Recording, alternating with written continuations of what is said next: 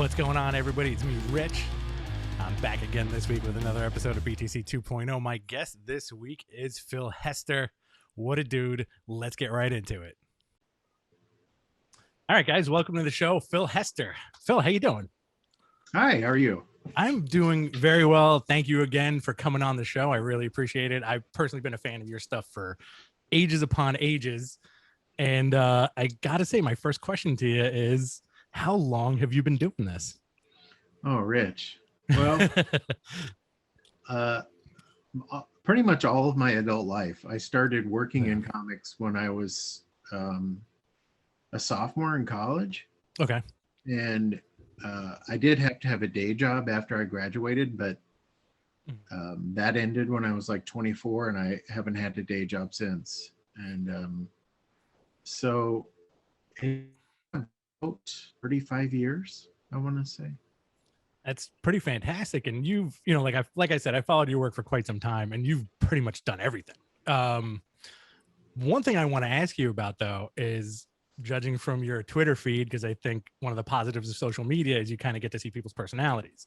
Yeah. You strike me as such a big fan of comic books, and I appreciate that from creators. Yeah, I would be just as involved with comics right now if I had no professional association with them at all. Mm-hmm. And in fact, even when I was young and I was wondering about how I was going to make it, or if I was going to make it in comics, I had this plan that if I couldn't make it as a writer or an artist, I'd figure out some other way into the business, like in retail or production or editorial. I just love comics so much that I couldn't conceive of any other kind of way to make a living. And so thankfully it worked out. Well, yeah, I mean, like you're gifted as an artist, creator, writer, etc. I kind of feel the same way about stuff. Like I've had comics around my entire life. I've been a fan since I was a child, and it's always something that's there, you know? That being said, are you currently collecting anything? Like, I know you're a huge original art guy, right? Yeah, that's my main that's my sort of my main vice. It became pretty early in my professional career when I started going to conventions and seeing original art for sale. That, to me, that was like comic collecting plus. It was like an even more intense form of comic collecting, because you got to see, number one, you got to go behind the scenes and see how the things were made. Right. And two, it was the only version of that thing that existed. There weren't like, you could say, oh, there are only 200 copies of Action Number 1 in existence.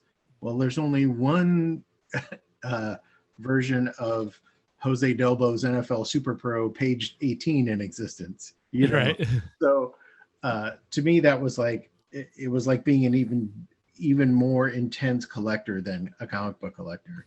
And also, being an artist, I could learn so much from collecting the original art that it really caught me. I've been in the grip of it ever since. And thankfully, I can do this little equation in my mind to justify it, which is, if I go to a convention and I sell a certain amount of my own pages, I'm like, oh, well, like 4 of my pages will get one Wally Wood page. That seems like a no-brainer of a trade-off. So I constantly was doing that sort of math at every convention I went to.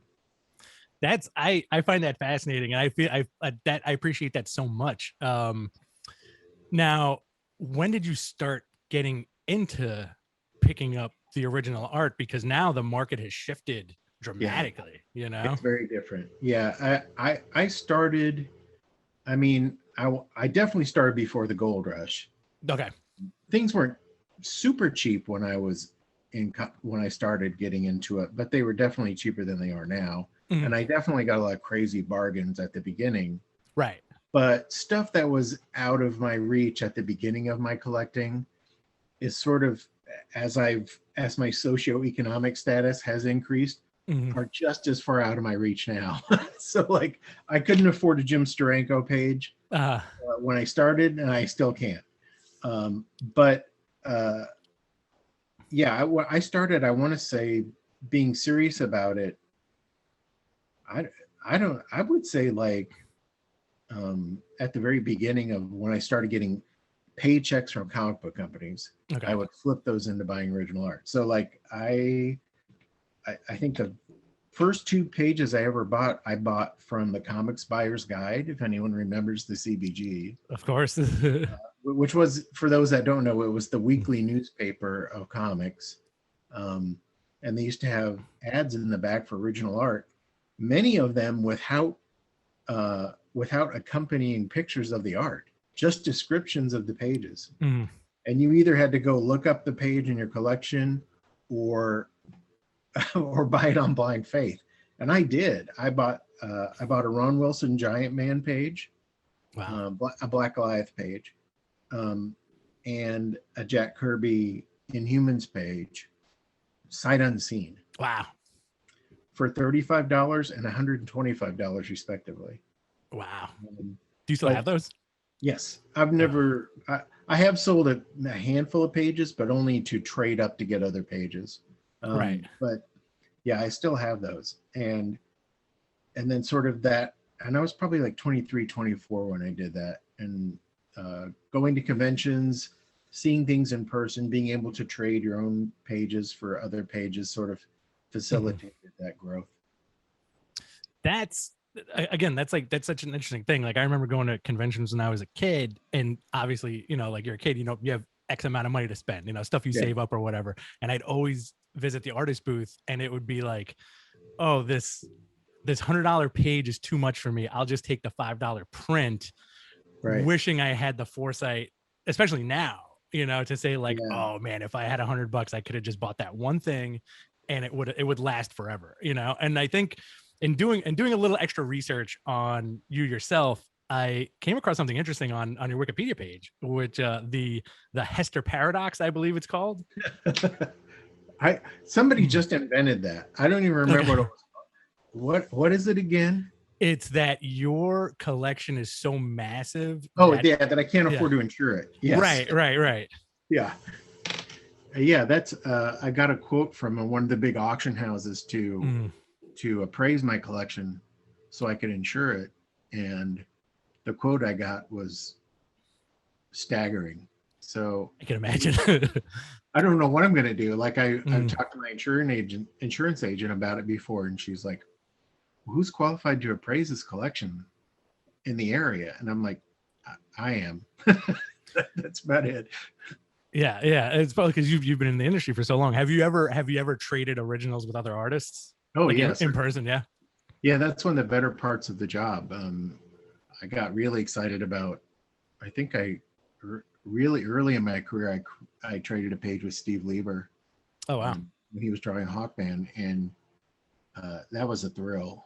And even if I can't do it directly, even if I do it by selling a page and then taking that money and using it to buy other pages, that sort of calculus is one of the fun parts of the collecting for me. Yeah, no, absolutely. Like I'm the same way kind of with like Silver Age comics, where it's like I know what I want and I have goals. It's like that, the brain of a fan, like I know exactly what I want. I don't know why I want it, but I want it. And this is how I'm going to get it. What are some of your grails as far as like the original art goes? It's always changing because every time you sort of reach a new plateau, you have another thing that pops up that you really, really want. I'm dying. I have a Bernie Wrightson Swamp Thing page, and so I feel like, I've got that. But from that same era, I really love to have a Mike Plug Werewolf by Night page. Oh wow. I'd love to have a Dick Briefer Frankenstein page. The aforementioned Steranko story page still sticks out in my mind. There's all sorts of stuff. So a lot of it's pie in the sky because it's not coming back. Like it's not coming back into my orbit. Like a Kirby Senate FF page is not coming back into my budget. Unless I do some real fancy footwork and sell a bunch of stuff, it's not going to happen. Or unless the Family Tree movie gets made. So Listen, it might happen. They released a Yeah, Sweet it Tooth could. trailer today, you Yeah, it know? could. It looked good. Yeah. Um, so, uh, so there's certain things that are sort of like out of my grasp, but Uh, it always seems like every time I every time I achieve one of those, mm, unattainable grails, another one clicks into place from somewhere, falls down below, from below. And it's like, yeah. oh, well, you've got one Jim Starlin, Adam Warlock page. How about, a Jim Starlin Thanos page, like different things will kind of click. Yeah, that's the whole original art collecting thing. I think is very fascinating because when I used to work in retail, there were a couple of guys that would pop by the shop I worked in who would just they're very wealthy dudes, you know, and they Yeah. would just buy page after page and page after page and lock them up, you know. So Yeah. I'm like, that's cool for them, but also like I feel like it kind of hurts the little guy who wants to, Right. or like somebody like you who is in the industry where you're like, oh, I really want that, but like some dude paid like double for Yeah. it, you know? Well, it does change the dynamic, but Mm, you can still have a really fun, active hobby in original art yeah. if you know when to buy and who to buy from. So, like, if Mm, you're going out now and buying young artists and young creators at the beginning of their careers, yeah. it's sort of fun. It's like hunting for rookie cards, like Yeah. Yeah. how you think their career is going to go. Um, but that's not why I buy. I don't buy original art for any speculative purpose. I Mm, buy it because it appeals to me aesthetically. But it has sort of changed the way I decide when to buy an artist, because if I wait for them to quote unquote make it, they're mm, too expensive. So right. you sort of have to take a flyer and say, if somebody looks interesting to you at all, go get in on them. Like 4 years ago, if you were into Daniel Warren Johnson, that was the time. Absolutely. That was the time to buy him. It's too late now. Yeah. Yeah. I mean, it's not impossible, but that stuff's really expensive now. Yeah. So I feel like prowling Artist Alley is the most fun part of the hobby. Just going around, especially those Mhm. artists that sell themselves, Yep. their booths by hand. You get to interact with the artists. You get to talk to them about what made that page special to them, and you can learn from the pages you buy. So, to me, that's what makes that part of the hobby more fun and more active than simply sort of acting like a whale at huge auctions and just picking off like good investment pieces. It's more fun to me to go talk to those artists and have a relationship with them. I think that's the joy. I agree with you 100%. I'm the same way. If even if I'm not buying original art, if I'm buying something from a booth, I would much rather prefer to talk to somebody than their handler. Which for me, that I understand why folks do it, but for me personally, huge turnoff.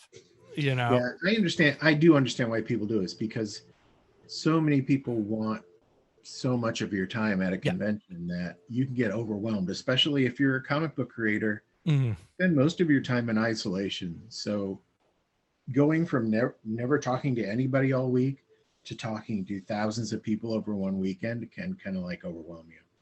yeah, absolutely. And like from osmosis, it's and maturity. I feel like when artists are at conventions, more than likely they are doing work while they're at their booth. Yeah, it's tough to split your focus between sketching or autographing and interacting with people.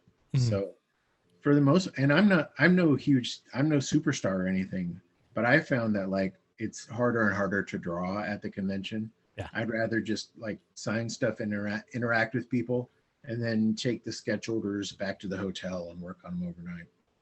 Do you miss the conventions? Yeah, I didn't at first. Like like the first 6 months of the pandemic, I thought this is nice. I like not having the pressure of conventions, but I'm starting to miss them. Yeah. Yeah. I miss interacting with people, and I don't miss the stress of getting everything set up and jumping through the hoops you have to do. But I do miss like traveling and going new places and talking to fans. Can I ask you? You tweeted something a couple of weeks ago, or this week. Time flies. I don't. We're still in the pandemic, so it's kind of like all over the place. I want to paraphrase you saying, "No, I will not apply to be at your convention." Yeah. there are a lot of bigger conventions that don't that treat the artist alley experience as simply, like a retailer Yeah. experience, and they don't value the presence of the guests as an asset to the convention as the way they should, in my opinion. And I understand why they're that way. They're huge shows. Right. Absolutely. We're talking about like the New Yorks and the San Diegos, that that are just like overwhelmed with the amount of people that want to attend as both fans and creators. So I understand why they do it. I'm just at a stage in my career when I'm not interested in doing that. I would rather do like a regional show that invites me, that is like interested. It is interested in having me there because of what I can bring to their audience. And and if you don't look at conventions as money-making enterprises, and you just look at them as fun excursions to interact with fans, that's an easy decision to make. Yeah. Like, I would rather go to Sioux Falls, and meet 500 people that really are eager to meet with, to like talk to me, than go to Chicago and see, 5,000 people that are like, oh, just happen to see me as they're passing by and might want to talk to me. So it's I love both shows, believe me. Don't get me wrong. I love both experiences, but the older I get, the more I start to value the shows that take the guest experience seriously. That's interesting that you mentioned that too, because I think, like with maturity comes the notion of you need more self-care in terms of I, like you said, you'd rather be at the small show talking to people who really like you, or having, let's say, the misfortune of being next to somebody who has like the 4,000 person line, and you're like, come on, Yeah, like I don't go to conventions to set up a print mill. Right. I go to conventions to like interact with people, and so to me, it's not about the bottom line when I go to a convention. It's about the experience. And thankfully, there's still there are plenty. I mean, my dance card is full with those kind of conventions, so I'm not missing anything. Yeah, well, when the world opens up, I think New York is coming back this year. I want to see how that goes personally, because I'm in New York, and that's a show I've always gone to. But I want to see if they can make people adhere to the restrictions they're exactly. Yeah. It's nuts. And you're in Iowa, right? Yes. So how has that been in Iowa as far as like the restrictions go and like the interaction with people? Well, people are population density is very low in Iowa, so it was never a thing to wear masks outside here, because when you're outside, you're probably by yourself. But I would say at the peak of it, people were being pretty compliant on their own, because overall people are pretty responsible out here. Yeah. But there's definitely like a strain of people that, are like, you're not going to tell me what to do types. Oh yeah. Who are the people that are still vaccine resistant out here, and they were never wearing masks. But I live in a town of 1,000 people, and this is a sad story, but it kind of shocked us into shape. The first person to die here from the virus was a healthy 35-year-old. Oh, wow. And it kind of snapped everybody too around here, because everybody knew it. And everybody in a town of 1,000 people. So, so people behaved for a while, and then after like 5 or 6 months, that wears off, and people just get tired of things not being back to normal. And you can see that everywhere. Oh yeah, for sure. But I think that hopefully we'll round the corner, and my daughter's getting married in the early fall, and I'm planning. Congratulations! Thank you. And I'm planning on doing conventions in the a little bit later in the fall. So hopefully people will get their shots, and we'll get back to it. I think as fans also, it's kind of like you know, like as much as we want the world to open up, like I want it safe, you know, like I want to go to a convention, but have it be safe, etc. Everybody Yes. vaccinated, all that stuff. Um, that being said, let's jump right into your art. You know, like I'm you've been in the business for so long, and I want to know, have you jumped to digital, or are you still old school at this point? I'm still traditional, Yeah. and I have two reasons for that. And one of them is stupid, and one of them is more conscious. Uh, Which one do you want first? I want both. I want the stupid reason first, to be Okay, honest the with stupid you. reason, honestly, the stupid Mm. reason is my schedule is so full, uh, I can't take the 3 weeks off to learn how to produce digitally. okay, I that's can't, not a stupid reason. That's a you good, know, pretty good reason. I mean, there's a learning curve, and it takes a while to like, Hmm. um, accustom yourself to working digitally. And I've known a lot of people that have made that transition, but I literally cannot take even 3 weeks off to do that. I have so many other like pressing issues, and I realized digital would speed me up in a lot of ways, Hmm. but in a lot of ways, I don't want to be sped up. Um, Right. so that's my second reason is I have I have fine arts training. I have a Bachelor of Fine Arts degree, Hmm. and the majority of it was spent life drawing, like drawing from the figure. Hmm. And one of the things I picked up on early in that process is that like uh, the only way to make an interesting drawing is to lose control of it at some Okay. point. And then fishing a decent drawing back out of that chaos is where interesting thing happens. So Hmm. like if I were working digitally and I could undo everything and get myself out of every jam by undoing it, I might not reach the same solutions that are so satisfying to me in Hmm. my drawing now. Um, I'm not trying to say that like my work is, any sort of example of the way people should be working, Hmm. but to me, that's the process that works. I have to just sort of descend into chaos and then pull some interesting things out of that. Otherwise, um, like a lot of people that switch to digital, their work can become kind of featureless and watery. Hmm. And my work's not good enough to survive that sort of hit. Like I got to hang on to what I have, which is the quirkiness that Hmm. comes from working traditionally. Well, your art is also extremely striking. You know, if you pick up Family Tree, you'll see like there's so much detail and care put into it. Superman also, you know, like there's a lot of like noteworthy touches in there. Now, where who are some of like your influences that kind of gelled into that style? You know, because it's very specific. You can spot one of your pieces from like a mile away. Yeah, it's there are a lot of people that sort of if you look at it from an outsider, you can see Mm. right away that like I'm a big Kirby person, Yeah. and I like Toth and I like Frank Miller. Mm. I'm a fan of the really great storytellers like Bernie Krigstein and Harvey Kurtzman, creators like that.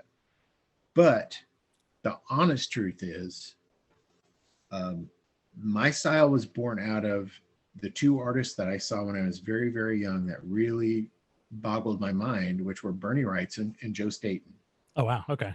And they are on, here's Bernie and here's Joe. They are on like opposite poles of rendering styles. Yeah. Yeah.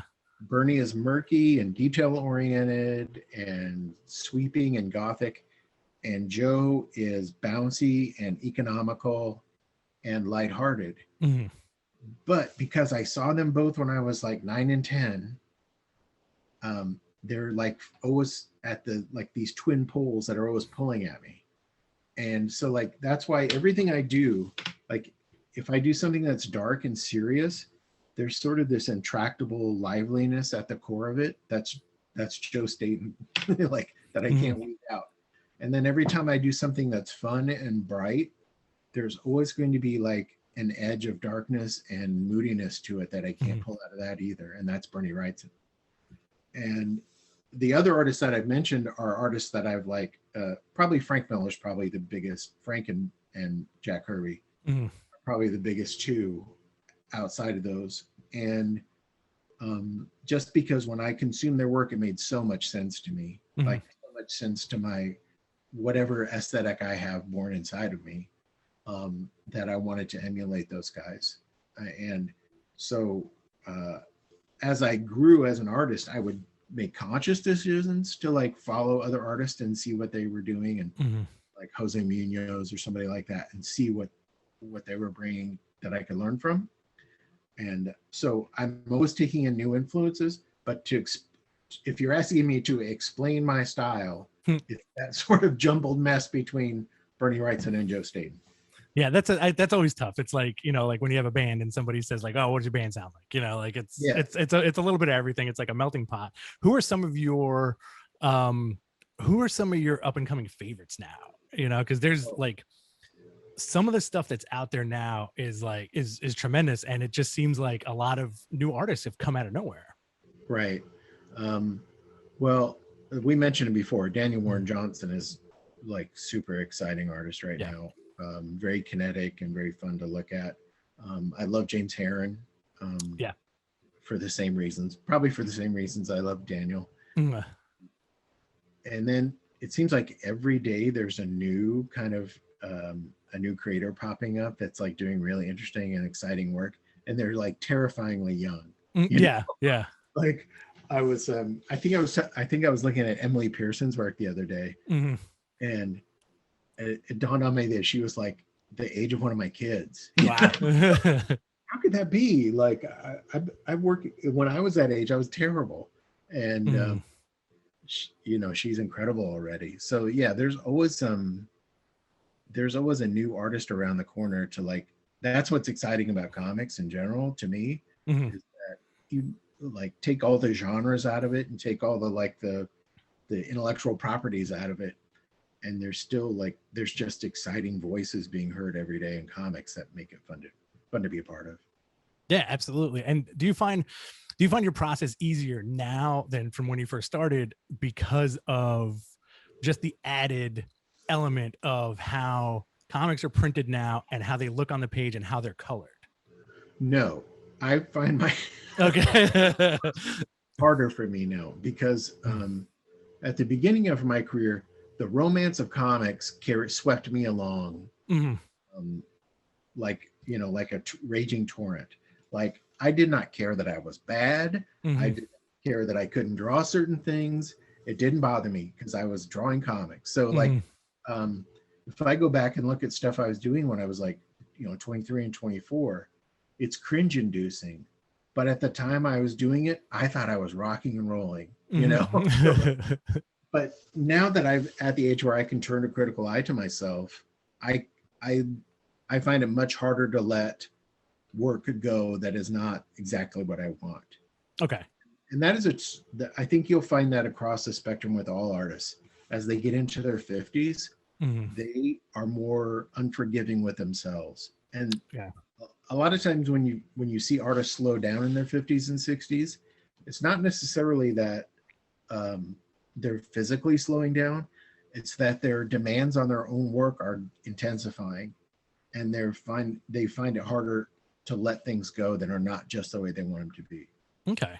That's very interesting. Do you see yourself drawing and creating for the foreseeable future until you basically can't hold a pencil anymore?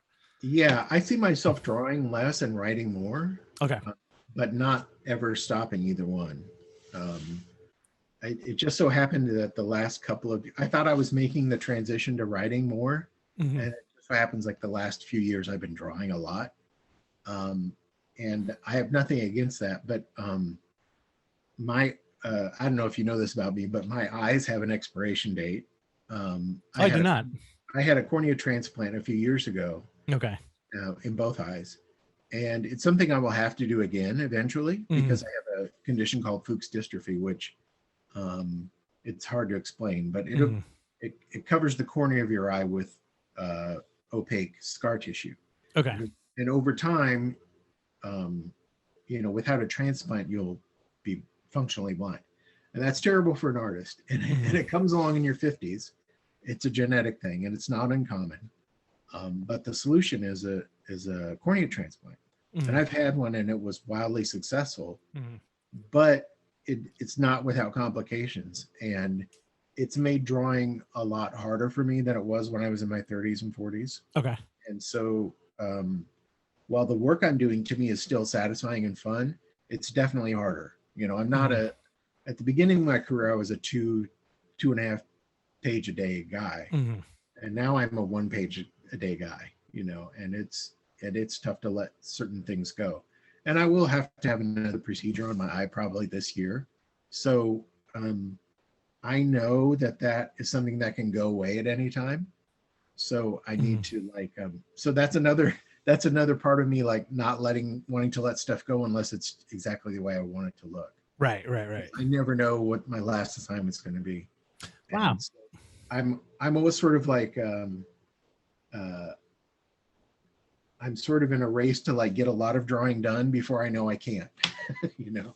Okay. Well, I mean, that makes sense. But like I do wish you like the best of health for your eyes, Oh, thank you. and plus I think like, medical science is oh yeah. we're at the cusp of the leaps and bounds going into like the next 3 years as far as like procedures go. Oh yeah. If this had happened 20 years ago, I would be in a totally different boat. But Yeah. thankfully my surgeon was the guy who invented the procedure. So I Wow. got to, I had a great outcome, and I'll probably have to have another one around the time I'm 70. Mhm. Um, and who knows if comics will exist by then. or, uh, Yeah. I think but they will. yeah, I hope so. And but oh, so I like to have eggs in both baskets, writing and drawing. Yeah. Are you an 8 hour a day guy when you're drawing, or is it, a Yeah, but few here not and 8 there? in a row. Okay. It's more like 2 hours, and then doing stuff around the house, and then 2 hours, and then looking after my mother-in-law, and then Yeah. 2 hours of you know so between 8 a.m. and 2 a.m. I'll get 8 hours in. Yeah. I mean, listen, there's nothing beats working from home anyway, in Yeah, my opinion, and you can manage your time and do what you got to do. I'm gonna ask you a couple of more questions and then I'm gonna let you go. All right. sure. Cool. What is the sandwich of your dreams, Phil? Oh boy, well, that's hard, because I'm from tenderloin country. Oh yeah. I'm from pork tenderloin country, which is Uh, like, you take a pork tenderloin, you pound it so flat that it's 5 times the size of the bun, then you deep fry it, and you make a schnitzel out of it basically, and you throw it yeah, on. yeah.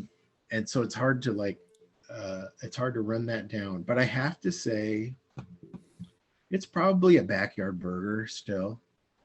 Hmm. Something that's made on a grill. Um, yeah, a little mayo. That's all I need. A toasted bun. I'm good. That's perfect. That's such a great answer. I'm with you on that too. I Yeah. love a good like. I've been dying to barbecue this year too because the Yeah. weather the weather just kicked up. If I have a great tomato from my garden, that goes on there too. Beautiful. Where could everybody find you, and what do you want people to find now? We Well, know you're working on Superman, but I know you have so much stuff. yeah. So I did a couple of issues of Superman in action, one Mhm. each with Phil Kennedy Johnson and Eric Gapster, and I think those are just now going off the stands because the following issues are Mhm. out. But you could probably still find them at a comic shop. They're Superman 1029 and Action 1029. And I just turned in the last issue of Family Tree that I do with Jeff Lemire, and the aforementioned Eric Gapster. And that's a 12-issue series. The last issue is giant size, and it's about to come out and wrap up the series. And I'm sure there'll be a collection of the whole thing eventually. And Great book too. Great book. yeah, thank you. Yeah. And I'm I'm currently working on a fill-in issue of Donny Cates' crossover book. Cool. That's being written by Donnie and Chip Zdarsky, and it's a fun kind of departure from the regular crossover milieu. Hmm. And what else am I doing? I'm so busy. Oh, and I'm drawing another thing that hasn't been announced for DC, a short thing. And I'm always pitching and writing things. I've got a lot of indie books coming up that people should just keep their eyes peeled for. Follow me on my Twitter stream, and you'll see all that stuff. What is your Twitter handle? It's just at Phil Hester. It's as easy as could be. And I don't follow back everybody, but I try to interact anybody that interacts with me. You're pretty active on it. I like that, like you're very active and positive, which is a big thing for me personally, Yeah, I don't get what the point would be to come on there and be negative. I don't understand why, Yeah. I think it ruins it too, because I from the creators I've talked to, the friends I have in the industry, it nobody has the answer as to why somebody would jump online and tell somebody directly that they don't like them or they don't like this and that. Yeah, it's weird, and it does happen. Mm-hmm. It's just sort of like you have to go like, "Hey, have a good day," I'll interact with the people that are like that want to have fun and share things that we care about, and that's what's sort of great about Twitter. I think you get back what you put into Twitter. Yeah, absolutely. And also, Facebook's poison, so I don't. I've been done with Facebook for quite a few years. But like Twitter seems more like conversational, and that's what I appreciate about it. Yeah, absolutely, man. Phil, thank you so much for coming on. I really appreciate it. Thank you. I'm sure you're busy. I'm going to let you go. Thank you, Rich. It was a lot of fun. Cool, man. Phil was awesome. What a great conversation. I followed his work forever. I wish I could have talked to him more about other stuff that I wanted to know about, mainly Fire Breather, which I loved. And, like tons of his other work and, what it was like working with Jeff Lemire on Family Tree and all that stuff. But you know what? Maybe he'll come back on again. He'll talk to me about whatever else he's doing. And I wish that dude the best, man. That guy's awesome. We had to cut it off because, like any working artist, the dude's working like tons of hours a day. And I appreciate the fact that he took time out to talk to me. Guys, got a couple of cool things this week. My personal books of the week, Proctor Valley Road, Grant Morrison, Alex Child, Naomi Franquez, Tamara Bonvillain. Really dig it. It's a cool book from Boom. We got Chip Zdarsky and Kelly Thompson and Michael Walsh doing... The Silver Coin, issue number 2. Silver Coin created by Michael Walsh, Ed Brisson, Jeff Lemire, Kelly Thompson, and Chip Zdarsky.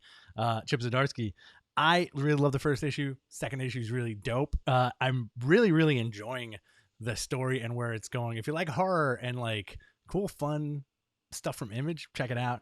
And also, Maniac in New York number 4 came out this week.